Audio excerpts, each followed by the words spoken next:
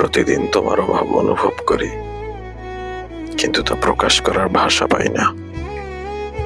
তোমার হাসির সেই চেনা সুর, তোমার কথার সেই মিষ্টি ঝংকার, সব সব আজও কানে বাজে। কখনো মনে হয়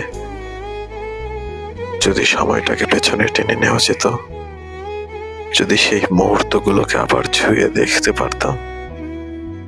কিন্তু জীবন তো একবারই বয়ে চলে, পেছনে ফিরতে জানে না। তুমি হয়তো এখন অনেক দূরে, অন্য কোথাও, অন্য কারোর সাথে সুখ খুঁজে নিয়েছ।